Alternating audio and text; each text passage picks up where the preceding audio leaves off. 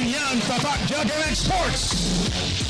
Diamante, team manager Jojo Pinara, their sport director is Roel Acobo, team captain Marvin Hayes, players Black Boy Alcoa, the West Coast, head coach Jordan Taco, the team leaders Anita Rose, the West Coast, head coach Jordan Taco. Sali ka nito! Hello.